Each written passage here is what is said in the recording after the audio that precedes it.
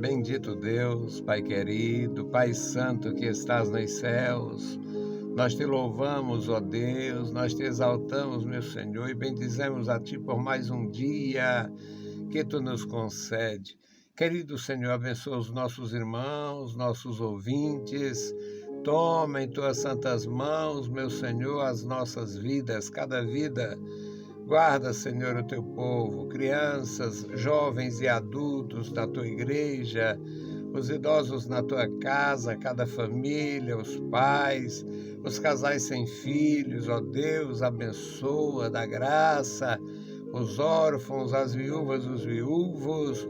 Pai bendito, estenda as Tuas santas mãos sobre a igreja, dando graça, dando paz, dando saúde, dando, meu Senhor, a Tua proteção. Amado Senhor, Deus bendito e santo, ouve, Senhor, as nossas petições. Nós te pedimos e te agradecemos em nome santo de Jesus. Amém. Saudamos a todos com a paz de nosso Senhor Jesus Cristo. Voltamos para apresentar o programa Voz da Igreja, programa da Escola Teológica União e Crescimento, a Unicres. Nosso desejo desde o começo é comunicar a palavra de Deus e hoje vamos meditar em Colossenses 2. Não existe mensagem sem texto, nem texto sem contexto. Aqui o texto é este, Colossenses 2. Nós vamos ler os versículos de 1 a 9 e o contexto é o cuidado de Paulo com as igrejas, o cuidado dele com o povo que Deus lhe confiou. Então vamos aprender juntos. Colossenses 2 e 1. Porque quero que saibais quão grande combate tenho por vós, e pelos que estão em Laodiceia, e por quantos não viram o meu rosto fisicamente, para que em seus corações sejam consolados e estejam unidos em amor e enriquecidos da plenitude da inteligência para conhecimento do mistério de Deus, Pai e de Cristo, em quem estão escondidos todos os tesouros da sabedoria e da ciência. E digo isto para que ninguém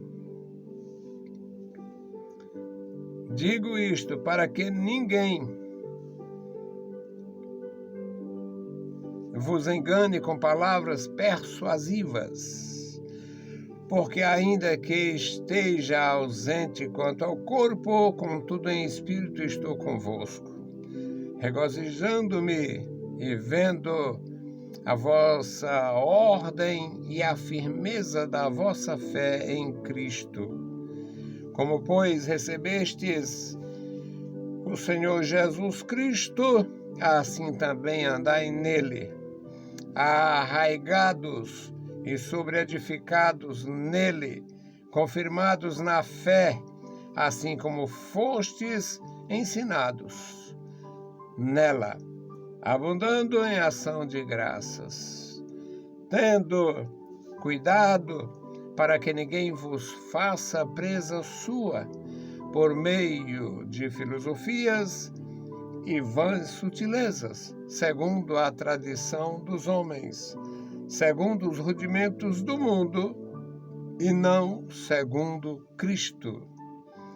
Porque nele habita corporalmente toda a plenitude da divindade. Louvado seja o Senhor. Querido Deus, Pai santo, Pai bondoso que está nos mais altos céus, nós te louvamos. Obrigado, Senhor, pela leitura em Tua palavra santa. Obrigado pela Tua igreja, obrigado pelos nossos ouvintes, os nossos irmãos, nossos ajudadores, nossos amigos. Abençoe e guarda cada um, Senhor, dando graça, vitória, a Tua unção, a Tua proteção. Deus fiel, Deus bendito, ouve a nossa oração. Em nome de Jesus Cristo, nós te pedimos. Amém. Louvado seja para sempre o nosso Deus. Meus amados irmãos, não tem como amenizar as realidades das Escrituras. A obra de Deus, em toda a sua história, todos os servos de Deus que escolheram a comunhão com Deus tiveram grandes problemas. No começo da história, a gente tem poucos detalhes, porque não havia documento escrito. Houve preservação para a glória de Deus, foi preservado oralmente determinados testemunhos. Deus ordenou que o Moisés registrasse, temos em mãos, mas é uma coisinha, é um pouquinho daquilo que realmente aconteceu. No que diz respeito à obra de nosso Senhor Jesus Cristo, ao Evangelho da Graça, os muitos milagres no Novo Testamento e a promessa de transformação de gentios em servos de Deus, em filhos de Deus, também é uma coisa grandiosa. Temos registros fartos, porque já estava sendo tudo feito, se não na hora.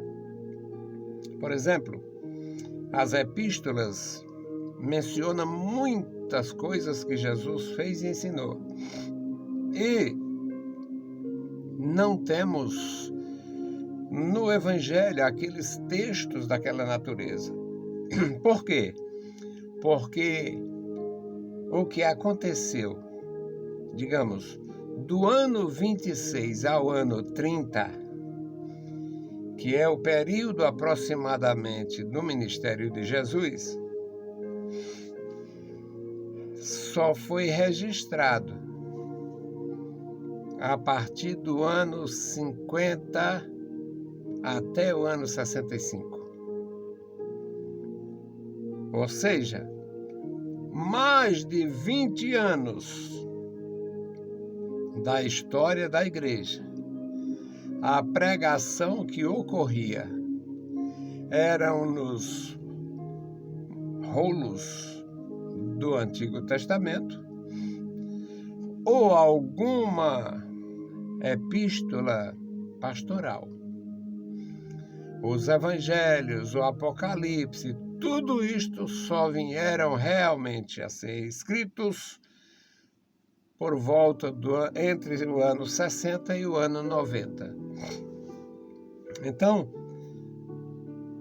com a necessidade de testemunho, lançavam mão daquela mensagem transmitida oralmente. Era assim que os discípulos pregavam e ensinavam. Neste texto, meus amados irmãos, começa com esse testemunho paternal do apóstolo de Jesus Cristo. Porque quero que saibais quão grande combate tenho por vós. Qual era o combate do apóstolo Paulo pelos irmãos? Ele menciona aqui os que estão em Laodiceia. Quando a gente pensa na carta que Deus, o Senhor Jesus glorificado, mandou João escrever em Apocalipse, era uma situação terrível, a situação de Laodiceia. Laodiceia, todas as igrejas tinham problemas.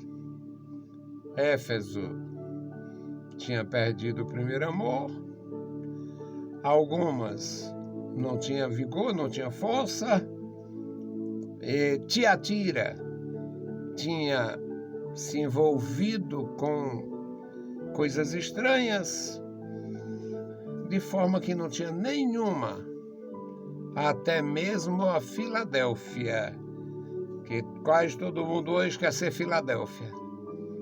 Até mesmo em Filadélfia tinha problemas. Então, aqui Paulo menciona o combate. Combate. Paulo combatia porque era ministro de Deus para os gentios, deveria levar o evangelho a todo o Império Romano, onde ele pudesse e quisesse ir. Não tinha apoio nenhum de ninguém, só em algumas situações da igreja e em outras situações de pessoas. E o que ocorre é que havia necessidade de combater. Combatia-se as heresias e combatia a indiferença. Entre os judeus, Paulo combatia a indiferença. É tanto que, num determinado momento, ele diz: eu vim falar para vocês, não quiseram ouvir, desde agora vou para os gentios. Os gentios têm necessidade. Os gentios se alegraram quando Paulo decidiu. A igreja em Jerusalém já tinha de antemão ordenado que Pedro trabalhasse com os irmãos provenientes da circuncisão, portanto, os judeus convertidos, e Paulo, com Barnabé e outros, trabalhasse com os gentios e não impusesse nada, nenhuma regra aos gentios. Era simplesmente orientação espiritual e não proibição. Aí Paulo diz para eles: tenho grande combate por vós e por todos que estão em Laodiceia, e por quantos, muitos que nem me conhecem. E eu estou defendendo a vida deles, a fé deles, a liberdade deles e o ministério deles, para que os seus corações sejam consolados e estejam ainda unidos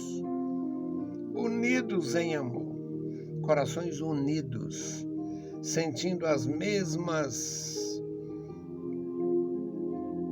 necessidades uns dos outros e amando uns aos outros como Jesus ensinou. E foi o maior exemplo. Então, meus amados, uma mensagem do céu. Ele qualifica a igreja no versículo 2. E estejam enriquecidos da plenitude da inteligência, para conhecimento do mistério de Deus e Pai, de Deus Pai e de Cristo, em quem estão escondidos. Aqui, uma maneira de glorificar o Senhor. O apóstolo Paulo diz que estão escondidos em Deus, e é de fato. Homem nenhum domina. Homem nenhum domina. Os que querem dominar terminam arruinados, envergonhados, destroçados. A igreja de nosso Senhor Jesus Cristo não pode ser dominada pelos homens. Os homens são ajudadores, servos de Deus, conservos com a membresia, portanto, não pode ter dominação, espírito de dominação. Tem que ser do meu jeito, quem manda sou eu, a força é minha. Paulo diz aqui que é nele, é no Senhor que estão escondidos todos os tesouros da sabedoria e da ciência, como lidar com o povo de Deus, como solucionar problemas, como orientar, aconselhar e assistir. Louvado seja o Senhor. No versículo 4, o apóstolo de Jesus Cristo diz: e digo isto para que ninguém vos engane. Naquele tempo já tinha, irmãos. Claro, aqui, acolá, aparecia um enganador. A coisa cresceu de tal forma que hoje a gente vê o seguinte: aqui, ali, acolá tem um que é sério. É lamentável dizer isto, mas só não reconhece se for só se quiser negar.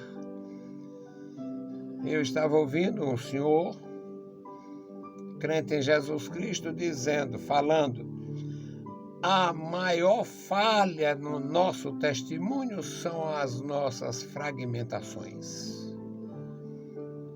A maior reprovação de quem conhece é saber que você, num quarteirão, tem 3, 4 igrejas.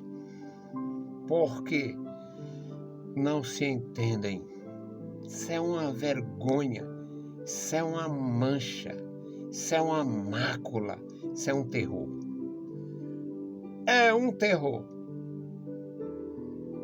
É uma forma de dizer: nós não temos nem humildade, nem sabedoria. Se tivesse humildade, se acomodavam nos trabalhos uns dos outros, como irmãos, em plenitude de comunhão. Isto seria muito importante. E havendo isenção de interesse, trabalha-se com os outros e não cria como se fossem empresas. É vergonhoso. Então o apóstolo de Jesus diz: ninguém use, que ninguém faça de vós presa sua, ninguém vos engane. Ninguém vos engane, ninguém vos prenda, ninguém faça isto. Porque ainda que eu esteja longe fisicamente, espiritualmente eu estou presente. Espiritualmente eu estou presente. E cada um que aparece, cada um que vem de lá, cada um que vai lá, cada um que está em trânsito de um lugar para outro no império e traz notícia e fala, mantém o apóstolo atualizado. Ele estava atualizado. Porque ainda que esteja ausente no corpo, fisicamente, espiritualmente eu estou com vocês. Espiritualmente eu tenho zelo por vocês. Um zelo que me leva ao combate. Quantas vezes Paulo enfrentou prisão, processo, calúnia? Quantas vezes foi apedrejado? Paulo sofreu muito. Era o verdadeiro combate por causa da igreja, para defender o rebanho do Senhor. Ele teve combate. Regozijando-me e vendo a vossa maneira de andar, vossa ordem e firmeza da vossa fé em Cristo.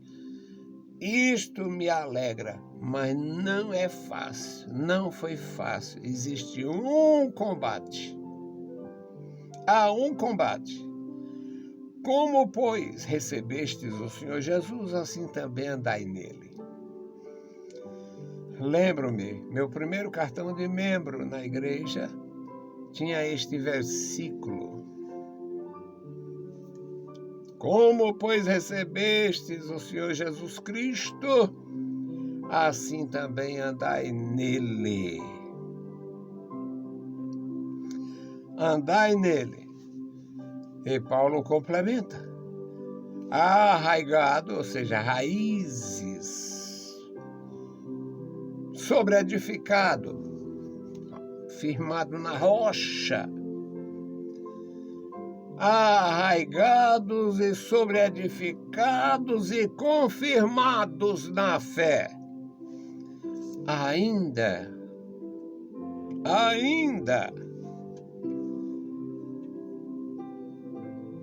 é necessário manter isto da mesma forma que era necessário lá. É um combate. Permaneçam arraigados, sobreedificados nele, confirmados na fé, assim como fostes ensinados nela, na fé, abundando na fé, crescendo, desenvolvendo, amadurecimento espiritual e ação de graça. Tende cuidado. Isto é como plantação. A plantação precisa muita assistência. O sujeito cava o chão e planta. No período da plantação, no período da germinação, os predadores podem destruir tudo, comer os animais, as aves, os roedores. Então precisa cuidado, e ele diz, tende cuidado para que ninguém vos faça presa sua. Como é a tentativa, meus amados irmãos, a tentativa do mundo de prender. Eu estava numa certa condição de desconforto, ouvindo um mentiroso pregando. E o infeliz falando muito bem de Deus e de Jesus Cristo e levando o povo para a idolatria. Eu observando aquilo, quanta perversidade espiritual. Conhece bem a palavra de Deus. Fala muito bem do amor de Deus. Fala muito bem do amor ao próximo. E convida para o culto da Mãe Rainha. Rainha de nada. O demônio nunca foi rainha. E a Mãe de Jesus Cristo também não. A Mãe de Jesus Cristo nunca foi rainha. A não ser rainha do lar, como diz com dona de casa. Mas, na verdade, Satanás tem feito presas. E, como não respeita ninguém, transformou o filho de Maria em ídolo e a mãe de Jesus em ídolo. Portanto, a obra de Satanás, transformar Jesus Cristo em ídolo, aí tem sei quantos, dezenas, quem sabe. Dezenas de ídolos. Jesus Maria José, Jesus morto, Jesus dos aflitos, Jesus não sei o quê, Jesus... Tem mão reca. Porque Satanás faz presa, continua aprisionando. Continua aprisionando. E aqui a orientação é: se tende cuidado para que ninguém vos faça presa sua com filosofias, com sutilezas, com tradição dos homens, com o rudimento do mundo, sem a graça de Cristo. Então, meus amados, é uma bênção. Porque em Cristo habita, porque nele habita corporalmente toda a plenitude da divindade. Eu estava ouvindo um esses indivíduos que não tem o que fazer, faz vídeo. Eu, quando vim fazer vídeo, já estava com mais de 20 anos fazendo minha programação no rádio. Mas tem alguns que não tem o que fazer vídeo e mentir. Ou seja, então Jesus não pode ser Deus, porque não sei o que e tal. Compreensão imbecil. Isso aqui o que significa? Porque nele habita corporalmente, ou seja, por que corporal? Porque ele se tornou um corpo físico, através do milagre, o mistério da encarnação. Não é reencarnação. Reencarnação é coisa de Satanás. É a encarnação. Através da encarnação, Jesus Cristo se torna um homem como os demais, para poder sofrer em nosso lugar, morrer em nosso lugar. Como Deus, ele não morreria. Mas nele habita corporalmente toda a plenitude da divindade. Portanto, Jesus Cristo, que era o Verbo eterno com Deus, estava com Deus, no princípio com Deus, é igual a Deus. É Deus. E tem 3 Deus? Deixa com Deus. A manifestação foi Pai, Filho e Espírito Santo, cada um a seu tempo. Que Deus abençoe os meus irmãos e nós vamos fazer a oração hoje pelo memorial. Hoje nós vamos orar pelo memorial. Nossos amados irmãos, suas famílias, os que estão bem, os que já foram para a glória e deixaram o testemunho, a igreja formada, gente cuidando, irmãos, e muita saudade. Vamos orar pelos nossos amados irmãos que estão nas suas condições, nas suas igrejas, em seus lares, servindo a Deus com alegria e agradecer a Deus pelos que já fizeram, pelos que nos antecederam. Eu sou muito feliz. Bendito Deus, Pai querido, Pai santo que está nos céus, nós te louvamos. Obrigado pela vida, pela salvação, pela tua bondade, pela tua graça. Obrigado, meu Senhor, pela grandeza do Evangelho. Obrigado, meu Senhor, pela revelação de Jesus Cristo. Obrigado, meu Senhor, pela manifestação gloriosa, trazendo, meu Senhor, a luz para nos iluminar, para nos tirar das trevas, removendo, Senhor, toda a escuridão. Abençoa o teu povo, guarda a tua igreja na cidade e no campo. Este memorial da oração, Senhor, toma em tuas santas mãos. Tu conheces, Senhor, a família, cada família, as famílias dos meus irmãos que já foram para a glória. Abençoa, Senhor, filhos e netos, os descendentes, as viúvas, os viúvos. Guarda cada vida. Deus Todo-Poderoso, os nossos ajudadores e intercessores, recompensa com a bênção dos céus. Em nome de Jesus Cristo, nós te pedimos. Amém. Saudamos a todos com a paz de nosso Senhor Jesus Cristo. Se o Senhor permitir, a gente volta. Deus nos abençoe. Leiam a Bíblia Sagrada e a graça de nosso Salvador repouse sobre nós, sobre vós. Amém.